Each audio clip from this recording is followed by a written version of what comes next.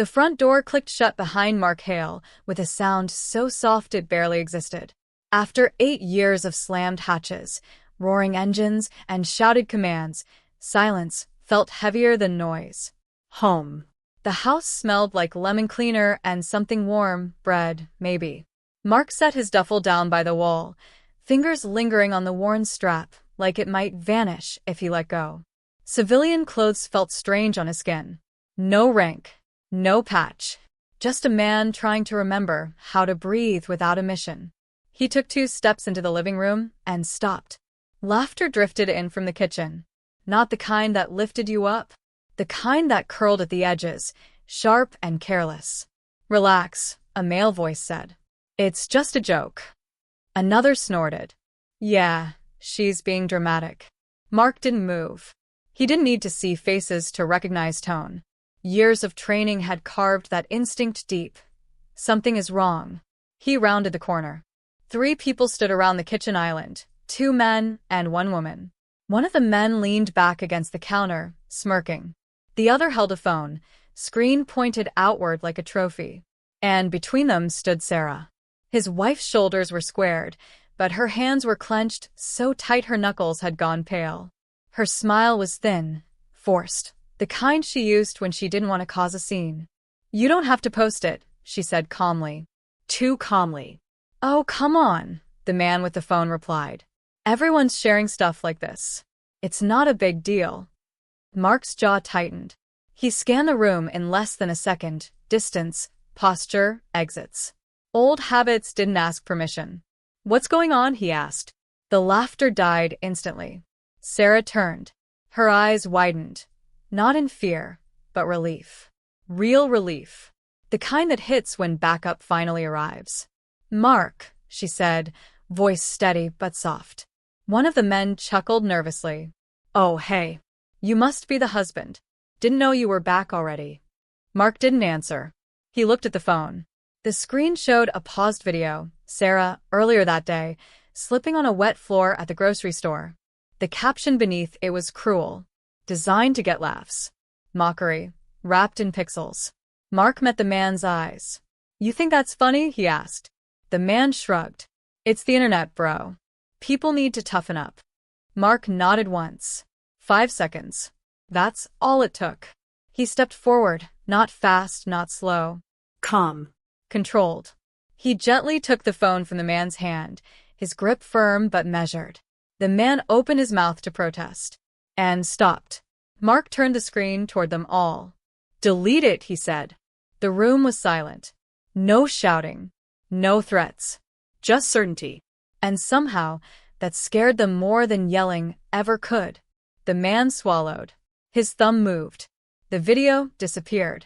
Mark handed the phone back, stepped aside, and looked at Sarah. "You okay?" She nodded. This time, her smile was real. Behind them, the 2 men were already backing toward the door. Laughter gone. Confidence shattered. They'd learned something in those 5 seconds.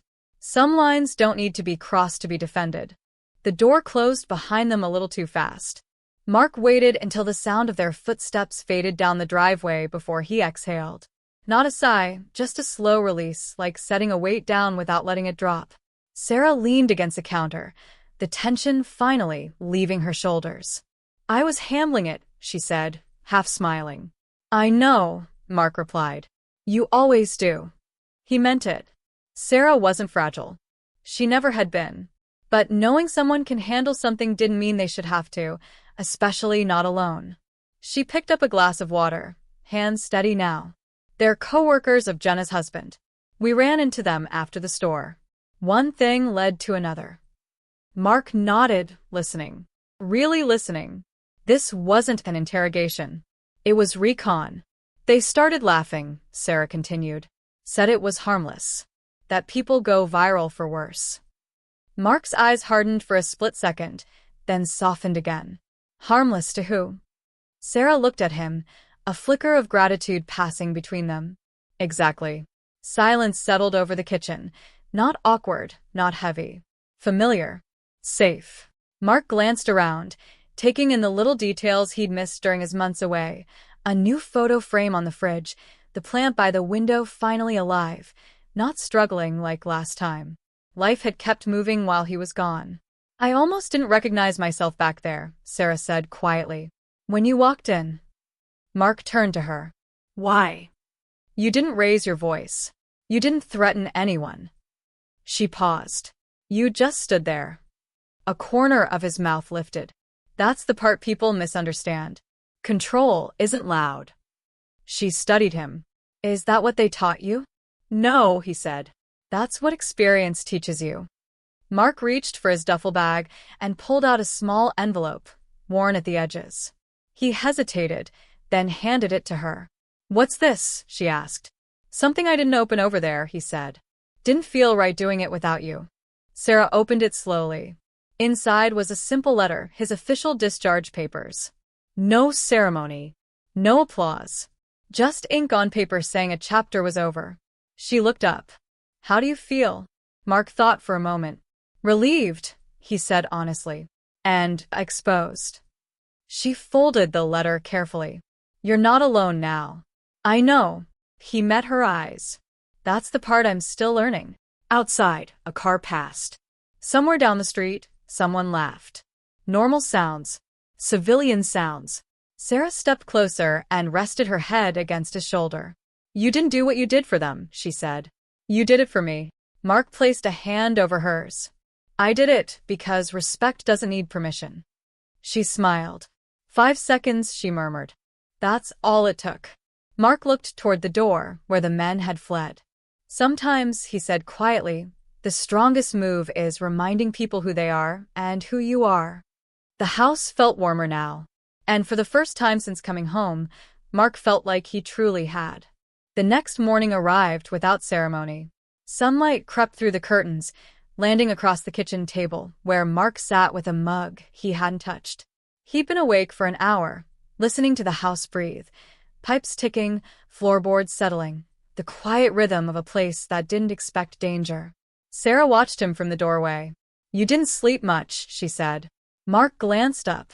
Slept enough. She didn't argue. Instead, she poured herself coffee and sat across from him. People talk, she said gently. They always do. She slid her phone across the table. The screen showed a neighborhood group chat. Messages stacked fast. Did you hear what happened at Jenna's place? Apparently, some guy got scared into deleting a video. Her husband's friend is ex-military or something. Mark exhaled through his nose. Or something. Sarah studied him. Does it bother you? No, he said after a beat. But it matters. Why? Because stories grow teeth when they're half true. As if summoned by the thought, a knock came at the door. 3 sharp taps. Controlled. Not aggressive, but not casual either. Mark stood. I've got it. On the porch stood a man in a pressed jacket, late 30s, posture stiff, with discomfort rather than authority. Mark Hale, the man asked. Yes. I'm Tom Weaver, HOA board. He held up his hands quickly. Not here to cause trouble. Mark nodded once. Then we're aligned. Tom cleared his throat. There was a complaint about last night. Sarah appeared behind Mark, her presence steady. Tom glanced between them. No one's accusing anyone. But when words like intimidation start floating around, we're required to check in. Mark didn't bristle. He didn't smile either. Did anyone say I touched them? No. Did anyone say I threatened them? Tom hesitated. No. Then what's the concern? Tom shifted his weight. They said you didn't have to do anything. That they just felt it. Mark met his eyes. Calm. Unmoving. Feeling consequences isn't intimidation. Silence stretched. Tom nodded slowly. That's what I figured. He straightened. Off the record? I saw the video before it was taken down. It shouldn't have been posted. Mark said nothing. Tom stepped back. Welcome home, Mr. Hale. The door closed. Sarah let out a breath she'd been holding. You okay? Mark nodded. Yeah. Just learning the new terrain. That afternoon, Mark walked the neighborhood alone. No headphones. No phone. Just awareness. He noticed small things. Who waved, who looked away, who suddenly found their mailbox fascinating. Respect had ripples. So did mockery. At the park, a teenage boy struggled with a fallen bike chain, frustration written all over his face. "Need a hand?" Mark asked. The boy blinked. Yeah. Thanks." Mark crouched, fixed the chain in seconds, wiped his hands on a napkin. Muscle memory again. The boy's eyes widened. That was fast. Mark smiled faintly. Speed comes from patience. The boy nodded like he'd just been handed something valuable. As Mark walked home, he understood something he hadn't last night. What he did in those 5 seconds wasn't about fear. It was about clarity. When you stand still in a world that expects noise, people listen whether they want to or not. And some lessons, once learned, echo far beyond the room they start in. By evening, the neighborhood had settled back into itself. Cars returned to driveways. Porch lights blinked on one by one.